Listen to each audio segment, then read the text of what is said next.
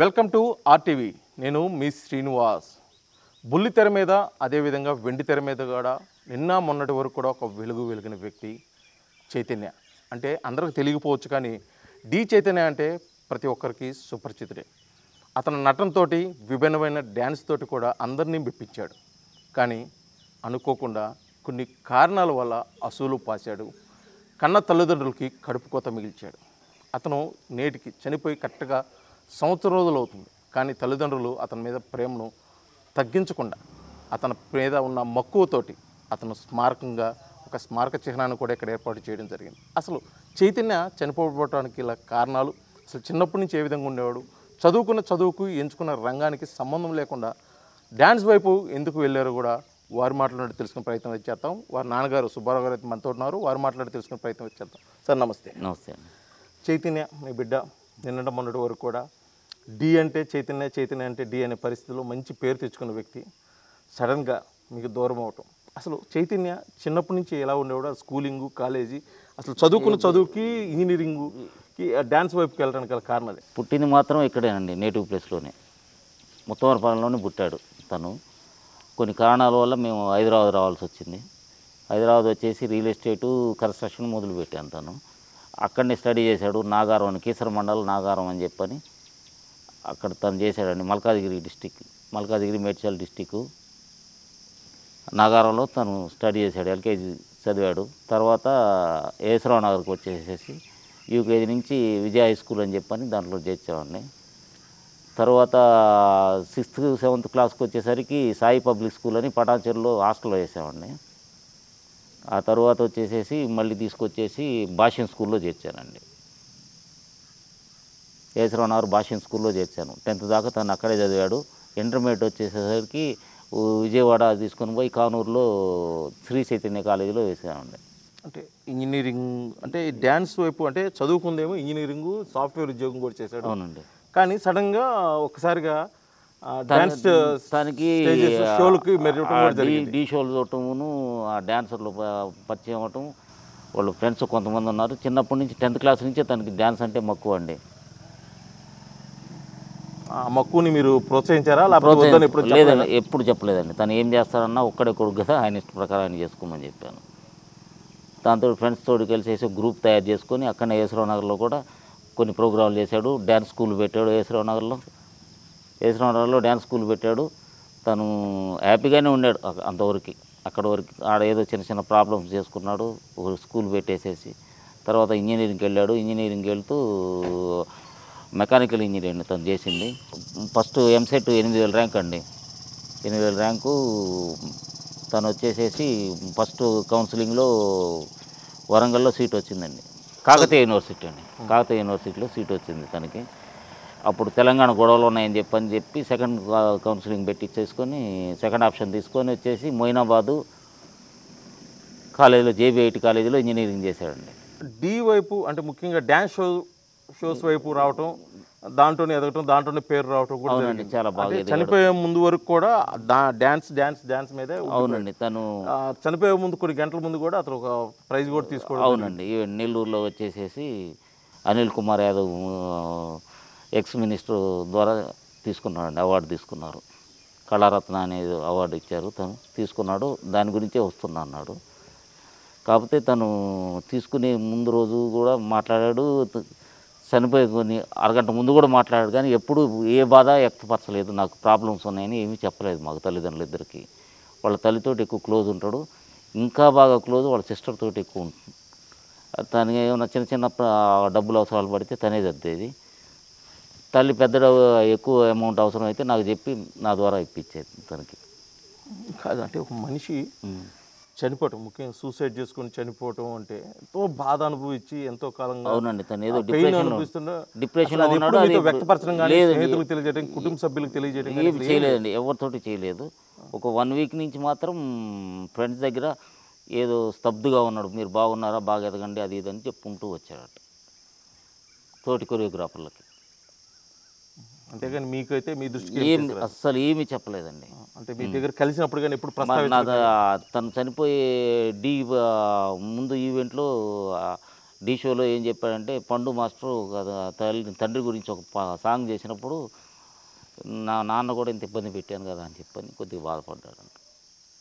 అంటే మీ తల్లిదండ్రులని మిమ్మల్ని బాధ పెట్టామని చెప్పేసి అతను చైతన్య feel అవును, నా తండ్రికి సారీ చెప్పాలని చెప్పాడండి. స్టేజ్ మీదనే చెప్పుకున్నాడు తను. అప్పుడు మీరు ఎలా ఫీల్ అయ్యారు?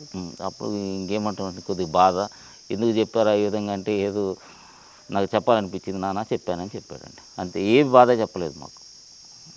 తను ఎప్పుడు ఆర్థికంగా అంత ఇబ్బంది పడాల్సినంత అవసరం కూడా లేదండి. తను ఎంతో కొంత, మేము బాగా స్తోమత లేకపోయినా మా గురించి ఆయనకి ఏం సాయం కావాలో ఆ సాయం ఎప్పుడు కావాలంటే అప్పుడు తీసుకుంటాడు. ఒకరికంటే తక్కువ ఎప్పుడు చూడలేదు, తనకి ఇబ్బంది పడుతూ చూడలేదు. వెహికల్ కావాలంటే వెహికల్ తీసి ఇచ్చాము, మా డబ్బులు పెట్టే.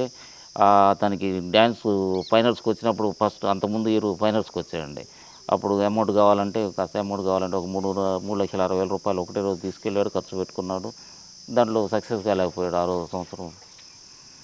కానీ ఇబ్బంది ఉన్నదే ఎప్పుడు చెప్పడు, ఎప్పుడు జోవేలుగా ఉండేవాడు. ఎంత కష్టం వచ్చినా తను మనసులో పెట్టుకునేవాడు, కానీ నవ్వుతూ బతుకుతూ ఉండేవాడు. ఒక 2-3 మంత్స్ ముందు మా పాపది మ్యారేజ్ అయితే మ్యారేజ్కి వచ్చాడు. తనే దగ్గరుండి అన్ని ఏర్పాట్లు చేసుకున్నాడు. ఒక ఈవెంట్ లాగా చేసుకొని తను అందరినీ సంతోషపరిచి వెళ్ళిపోయాడు. ఆ తర్వాత మార్చి 17 నైట్కి వచ్చి ఇంటి దగ్గర కనపడి, వైజాగ్ వెళ్తున్నాను అమ్మ, బర్త్డే ఉంది కదా అని చెప్పని కలిసి వెళ్ళిపోయాడు. ఇంకా ఆ పూట మేము చనిపోయిన దాకా చూడలేదు తన్ని. వైజాగ్ నుంచి నెల్లూరు ఈవెంట్ అది అవార్డు ఇస్తున్నారు, నేను వెళ్ళేసి ఇంటికి వస్తాను అని చెప్పి వాళ్ళ మమ్మీకి ఫోన్ చేశాడు. అక్కడ పోయి కూడా మాట్లాడాడు. చనిపోయే ముందు 1-2 గంటల ముందు కూడా మాట్లాడాడు కానీ ఇట్లా నాకు ప్రాబ్లం ఉందని ఏమీ చెప్పలేదు తను ఏదో చెప్పాడు, కానీ అసలైన ప్రాబ్లం అది కాదు. అది ఏది ఉన్నదో నాకైతే తెలియదు. అంటే మనీ ప్రాబ్లం అయితే అంత ఫేస్ చేయాల్సినంత అవసరం లేదు తనకి. మీరు చెప్పే ప్రకారం యువకుడు అంటే వివాహకానుడు ఏదైనా లవ్ ఎఫ్ఐఆర్ కానీ ఉంటుందా, అది నాకు తెలియదండి. కానీ మరి ఇంకేదన్నా వేరే కారణాలు ఏమున్నాయో తెలియదు. కానీ లవ్ చేసి అంటే అంతకుముందు ఒకసారి చేశాడండి, ఇంజనీరింగ్ చేసేటప్పుడు చేశాడు. ఆ అమ్మాయి ఈయన ఇంకా స్థిరపడలేదని చెప్పని వాళ్ళ బంధువులు ఎవరో ఉంటే, గవర్నమెంట్ జాబ్ వచ్చుంటే ఆ అమ్మాయి వాళ్ళు తల్లిదండ్రులు వేరే మ్యారేజ్ చేస్తామంటే ఆయన ఒప్పుకున్నాడు. ఆ తర్వాత కూడా అమ్మాయితో మాట్లాడుతూ వచ్చారు. వాళ్ళు ఏం ప్రాబ్లం లేదు, వాళ్ళు చేసుకున్న సంతోషంగానే ఉన్నారు అనుకుని. నేను కూడా సెటిల్ కాలేదు కదా, అందుకనే నేను తను చేసుకుని ఏం తాగలను, సెటిల్ అయిన తర్వాత ఆయన చేసేవాడిని అంటే అప్పుడు దాకా వాళ్ళు ఓపిక పట్టలేదు. తల్లిదండ్రులు పెళ్లి చేసేసారు, అయిపోయింది. వాళ్ళు సంతోషంగా ఉన్నారు, ఈయన సంతోషంగానే. అంటే కొంతమంది చదువుకి చేస్తున్న ఉద్యోగానికి తల్లిదండ్రులు చాలా ఆనందపడతారు, కానీ మీరు ఊహించుండరు చైతన్య ఈ స్థాయికి వెళ్తాడు, ఇంత మంచి పేరు తెచ్చుకుంటాడని చెప్పేసి. అసలు నాకు మీరు ఎలా ఫీల్ అయ్యారు? అంటే చైతన్య అంత పెద్ద మంచి పేరు, చాలా ప్రౌడ్గా ఫీల్ అయ్యానండి. ఈ లాస్ట్ D10కి వచ్చేటప్పటికి అసలు మామూలుగా ఫీల్ కాలేదు. మా బంధువులు కానీ అప్పుడు దాకా ఏం చేస్తున్నాడు, ఏదో డ్యాన్స్ అని చెప్పని అనుకున్నారు. కానీ తనకు వచ్చిన పాపులారిటీ జబర్దస్త్లో రావటం, ఈటీవీ ద్వారానే ఎదిగెడతాను. ఈ ఆ ప్రోగ్రాం చూసిన తర్వాత అందరూ మెచ్చుకున్నారు. అందరూ చాలా పైకి పోతున్నాళ్ళు, బాగా వృద్ధిలోకి వస్తున్నాడు అనుకున్నారు. కానీ తర్వాత అనుకోకుండా ఈ సంఘటన జరిగిపోయింది. జరిగిన సంఘటన బాధాకరమైన విషయం. ఇప్పటికీ తల్లిదండ్రులుగా మీకైతే బాధ చెప్పలేని బాధ. మీరు ఆ టైంలో ఎలా ఫీల్ అయ్యారు? ఉన్నది ఒకడే కొడుకండి. అంటే నేను ఎక్కువ ఫీల్ కాలేదండి, ఎందుకంటే ఆ తోటి డాన్సర్లు వాళ్ళు తను చేసిన సహాయం, వాళ్ళతోటి ఉండే విధానం చూసి వాళ్ళంతా వచ్చిన తర్వాత అవి రేపు చనిపోయినా ఒక 10 మంది వచ్చి కళ్ళనీళ్ళు పెట్టుకున్నారు చాలు, అంతకంటే సంతోషం. నేను కూడా ఫీల్ కాలేదండి ఎక్కువ. బాధపడటం వాస్తవంగానే ఉన్నది ఒక్కడే కొడుకని. వీళ్ళందరినీ చూసిన తర్వాత హ్యాపీగానే ఫీల్ అయ్యాను. పోతూ ఎవరు సంపాదించి ఎత్తుకుపోయేది లేదు, 10 మంది మనుషులను సంపాదించుకొని పోయిండు వెనకాలని చెప్పని హ్యాపీగా ఫీల్ అయ్యాను. అంటే ఆ రోజు ఊరికి అంటే కుటుంబ సభ్యులతో, ముఖ్యంగా వాళ్ళ సిస్టర్ తోటి వాళ్ళతోటి ఎక్కువ ఎఫెక్షన్ ఉంటుంది. ఎఫెక్షన్ ఎక్కువ వాళ్ళ సిస్టర్ తోటి ఉండేదండి. వాళ్ళ అమ్మకు కూడా కొన్ని బాధలు చెప్పుకునేవాడు. మెయిన్ బాధలు ఏదైనా డబ్బులు ఆర్థిక సహాయం ఎక్కువ కావాలంటే వాళ్ళ మమ్మీకి చెప్పేవాడు. చిన్న సహాయం మాత్రం వాళ్ళ చెల్లెలికి చెప్పేవాడు. ఆమె జాబ్ చేస్తూ ఉండేది, ఆమె ఆర్థిక సహాయం చేసుకుంటూ వచ్చింది. తను చనిపోయినంత వరకు ఆమె హెల్ప్ చేసుకుంటూ వచ్చింది. ఆమె పెళ్ళికి మాత్రం ఆయన దగ్గర సాయం చేశాడు. డబ్బు రూపాయన ఏం చేయలేదండి, ఈవెంట్ రూపంలో బాగా తోడ్పాటు అందించాడు. అంతకండి. అంటే అతను చనిపోయే ముందు కూడా వీడియోలో చెప్పింది ఏంటంటే, నా అలాగా ఇబ్బంది పడొద్దు, అంటే దీంట్లో ఎదుగుతాము, పేరైతే వస్తుంది, కానీ ఆర్థిక పరిస్థితి ఎదగలే అంటే అన్న ఉద్దేశంతో ఒక ఈవెంట్ చేసేటప్పుడు షో చేసేటప్పుడు వాళ్ళు ఇచ్చే అమౌంట్కి వీళ్ళు పెట్టుకునే అమౌంట్ కొద్దిగా డిఫరెన్స్ ఉంటుందండి. ఆ అమౌంట్ తను బేర్ చేసుకోవాల్సి వచ్చేది ఎప్పుడు. ఎందుకంటే ఒక 20 మందిని ఎప్పుడు తను ఒక రూమ్లో పెట్టి డ్యాన్స్ నేర్పించుకుంటూ వాళ్ళకి ఫుడ్ అవి పెట్టుకోవాలి, రూమ్ రెంట్లు కట్టుకోవాలి, అవన్నీ చేసుకుంటావు. అంటే ఇతనే కాదండి, ప్రతి డ్యాన్సర్ అదే పని చేస్తాడు. ప్రతి డ్యాన్సర్కి ఆ డ్యాన్సులు వచ్చే డబ్బులు సరిపోవండి, ఆ ఈవెంట్లో వచ్చే డబ్బు సరిపోదు. వాళ్ళు ఈటీ వాళ్ళు వాళ్ళు ఉన్నారు కదా, మలిమాల వాళ్ళు ఇచ్చే డబ్బులు సరిపోవండి. వాళ్ళు ఇద్దరిని పెట్టుకోమంటే వీళ్ళు 4-5 పెట్టుకుంటారు. బాగా రావడానికి, ఆ పాట బాగా రావడానికి ఈ వీళ్ళు డబ్బులు తీసుకొని పోయి ఎక్కడెక్కడ అందరూ కొంత గొప్ప అప్పులు చేస్తున్నారు. చేసినంత వరకు వాళ్ళు కూడా మాస్టర్లను కూడా అడిగినా నేను, జడ్జీలను కూడా, ఏందండి వీళ్ళ పరిస్థితి అంటే, ప్రతి ఒక్కళ్ళు వాళ్ళు ఇచ్చే డబ్బులు సరిపోవండి, ఎవరో ఒకరిని చేస్తుంటాం, ఆర్థిక సాయం చేస్తుంటాం అని చెప్పారు. ఇప్పుడు మా ఊరు చనిపోయిన తర్వాత వాళ్ళు ఒక సంతాప సభ పెట్టారండి, అక్కడికి తీసుకెళ్ళారు మమ్మల్ని. వాళ్ళు ఆ రోజు చెప్పడం జరిగింది అది. అంటే ఈ చైతన్య చనిపోయిన తర్వాత అతను రిలీజ్ చేసిన వీడియో ద్వారా ఇప్పటికి అంటే ఈ సంవత్సర కాలంలో కొంతమందికైనా అంటే ఇప్పుడు గతంలో వాళ్ళు ఫేస్ చేసిన సమస్యలు పునరావృతం కాకుండా ఆ సమస్యల పరిష్కారం విధంగా ఏదైనా రేట్లు అంటే వాళ్ళకి వచ్చే ఆదాయం పెరగడం కానీ ఆర్గనైజర్స్ ఎవరైతే ఉన్నారో వాళ్ళు కొద్దిగా వాళ్ళని ఆదరించడం కానీ ఏమైనా జరిగిందా? నేను అసలు ఎవరితోటి ఏమీ మాట్లాడలేదండి ఇంతవరకు. మా పాప మ్యారేజ్ అయిపోయిన తర్వాత నుంచి ఆమె ప్రెగ్నెంట్ అయిపోయింది. తను చనిపోయేటప్పటికి 3rd month. అక్కడి నుంచి ఆ కార్యక్రమాలు చూసుకోవడం సరిపోయింది. మా పాప లవ్ మ్యారేజ్ చేసుకున్నది హైదరాబాద్ అతన్ని. వాళ్ళిద్దరు జాబ్ చేస్తూ ఉంటారు, వాళ్ళు కలిసిపోయారు. నేను కూడా అంత ఫీల్ కాలేదు, అందరూ హ్యాపీగానే ఉన్నాము. తను సూసైడ్ చేసుకున్నాడు, అయిపోయింది. ఇంకా ఆమె కార్యక్రమాలు చూడటమే సరిపోయింది మాకు. మ్యారేజ్ కూడా దగ్గరుండి లవ్ మ్యారేజ్ అయినా కూడా చేశాడండి, తనే చేశాడు. ఆమె ఏం చేస్తానంటే, అది చేయండి నాన్న, ఇబ్బంది లేదు, ఆమెకి తెలియదు మనకేం తెలుసు అన్నట్టు మాట్లాడండి. చైతన్య చనిపోయిన తర్వాత ముఖ్యంగా వాళ్ళ ఫ్రెండ్స్ ఎవరైతే ఇక్కడికి రావడం జరిగిందో చనిపోయినప్పుడు, లేకపోతే తోటి డాన్సర్లు కానీ, లేకపోతే వాళ్ళ జడ్జెస్ కానీ, లేకపోతే ఆర్గనైజర్స్ కానీ ఎవరిని మిమ్మల్ని కలవటం కానీ, ఏదన్నా సలహాలు కానీ తీసుకోవటం కానీ, లేకపోతే మీకు ఏదైనా సహాయం? లేదండి, ఏ సహాయం ఎవరు అందిలేదు. మాకు అంత సహాయ సహకారం అందుకోవాల్సిన అవసరం లేదు. నాకు కాస్త గొప్ప కొంత పొలం ఉన్నది, కొంత సంపాదించుకుంటాను, రియల్ ఎస్టేట్ చేస్తాను కాబట్టి కుటుంబానికి సమస్య అయితే ఏమీ లేదు. వాళ్ళు కూడా ఎవరు ఏమీ చేయలేదండి, ఊరికి పరామర్శించి మాత్రం పోయారు వచ్చేసి. అక్కడ వాళ్ళు సంతాప సభ ఒకటి పెట్టుకున్నారు. వాళ్ళు డబ్బులు ఖర్చు పెట్టే డ్యాన్స్ మాస్టర్లు అందరు కలిసేసి, పండు మాస్టరు, మనోజ్ మాస్టరు, వీళ్ళ పేర్లు సరిగా నాకు కూడా సరిగ్గా తెలియదండి, చిట్టి మాస్టరు, ఆ డీలో కంటెస్ట్ చేసే అందరూ కలిసేసి ఒక కార్యక్రమం పెట్టారు. అక్కడ పిలిచారు నన్ను. శేఖర్ మాస్టర్ వచ్చాడు, ప్రదీప్ వచ్చాడు, హనీ మాస్టర్ వచ్చింది, ఆది గారు వచ్చారు. వీళ్ళందరూ కలిసేసి కొద్దిసేపు మాట్లాడారు. తను మంచోడు వ్యక్తి, చెప్పలేదు మాకు సమస్య, మాకు కూడా చెప్పలేదు, మీకు చెప్పలేదని అడిగారు. మాకు ఏం చెప్పలేదండి అన్నాము. జోవియల్గా ఉండేవాడు, అందరిని కాస్త కూస్త కలుపుకొని తిరిగేవాడు, కొంతమందికి అందరికి కొద్ది గొప్ప సహాయం చేసి ఉండడే కానీ ఎవరి దగ్గర ఆశించలేదని మాత్రం చెప్పారండి. అదొకటి సంతోషకరమైన విషయం. చనిపోయినా కూడా ఆ తర్వాత ఎవరు వచ్చి మమ్మల్ని ప్రెజర్ చేయలేదు, ఏదైనా అమౌంట్లు కావాలని చెప్పని ఎవరు అడగలేదు. వాళ్ళే చెప్పారు, ఏదైనా ఉంటే మీరు కామ్గా ఉండండి అన్నట్టు మాట్లాడారు. అయితే ఇప్పుడు ఏదో చెప్పిన దాన్ని బట్టి చూస్తే ఆర్థిక సమస్యలు అయితే అతను చెప్పిన విధంగా ఆర్థిక సమస్యలు అయితే కాదు, మరేదో కారణం ఉండొచ్చు, అది మీకు తెలియకుండా. తెలియదండి, నాకు తెలియదు. కానీ ఏం జరిగినా వైజాగ్ నుంచి ఆ ఈవెంట్లో ప్రాబ్లం ఉందండి, అదొక్కటి తెలుసు. తను సౌమ్యుడండి మనిషి, ఎక్కువ తొందరపడి గొడవలు పోయే మనిషి కాదు, ఎప్పుడు నవ్వుకుంటూ తిరిగేవాడు, జోవియల్గానే. తనకు సమస్య ఉన్నా బయట ఎవరికి చెప్పడు, తన మనసులో పెట్టుకుంటాడు. చిన్నప్పటి నుంచి అదే అలవాటు అండి, నాకు అదే అలవాటు, తనకు కూడా అదే అలవాటు. ఒక తండ్రిగా అతను స్క్రీన్ మీద కనిపించినప్పుడల్లా, లేకపోతే అతన్ని ప్రశంసిస్తున్నప్పుడల్లా ఒక తండ్రిగా మీరు ఏ విధంగా ఫీల్? చాలా గర్వపడేవాడిని అండి, దాంట్లో డౌటే లేదు. చాలా సంతోషించేవాడిని. చాలు 10 మందికి చెప్పుకోవడానికి కాదు, ఎదుగుతున్నాడు తను, ఇంకా చాలా ఎదగాలి, నాకు కూడా దగ్గర సాయం చేస్తాను. కొంతమంది నిర్మాతలు తెలుసండి, తీసుకొని పోయి పరిచయం చేద్దాం అనుకునే లోపల ఇది జరిగింది.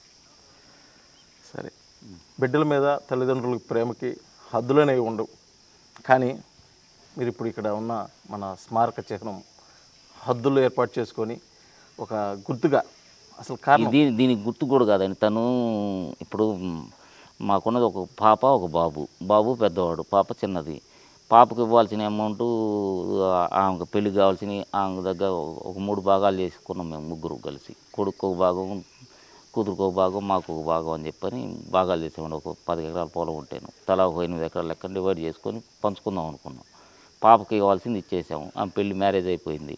తర్వాత ఈయనది కూడా ఏమన్నా ఇబ్బందులు, నీ పేరు మీద రాసేస్తామా, రిజిస్ట్రేషన్ చేస్తామంటే చనిపోయే ముందు రోజు కూడా అడిగింది మా వాళ్ళ అమ్మ. ఈవెంట్కి వచ్చినప్పుడు ఏమైనా బాధలు ఉంటే నీ పొలం నీ పేరు మీద రాసేస్తాం, రిజిస్ట్రేషన్ చేస్తాం, నీ తిప్పలు పడు, ఏదన్నా ఇబ్బందులు ఉన్నాయంటే చూసుకో, ఏదైనా ఎదుగు, ఈవెంట్లే చేసుకుంటూ ఉండని ఆమె సలహా ఇచ్చింది. బాగా నచ్చింది వాళ్ళ సిస్టర్ మ్యారేజ్ అప్పుడు ఈవెంట్ చేయటం. తను ఇవే చేసుకో నాన్న పెట్టుకో అంటే, సరే నేను నీ దగ్గరికి వచ్చి ఉంటాను అమ్మ మీద ఒకటి ఉంటాను, ఇంకెవరు లేరు కదా, చెల్లిపోయింది కదా అని చెప్పని చెప్పుకుంటూ వచ్చాడండి. అదొకటి మాత్రం తెలుసు నాకు. జరిగిన సంఘటన మొత్తం దృష్టిలో పెట్టుకొని మీలాంటి అబ్బాయికి అంటే ముఖ్యంగా డ్యాన్స్ రంగంలో లేకపోతే ఇట్లా కళారంగం వైపు అడుగులు వేస్తూ నానా అవస్థలు పడుతూ ఆర్థికంగా చితికిపోతున్న వారికి ఒక తల్లిదండ్రులుగా మీ సైడ్ నుంచి ఇచ్చే సలహా ఏదైనా ఉందా? ఏం లేదండి, ఏదున్న సమస్య తల్లిదండ్రులకు చెప్పుకోండి, సాధ్యమైనంత వరకు తీరుస్తారు.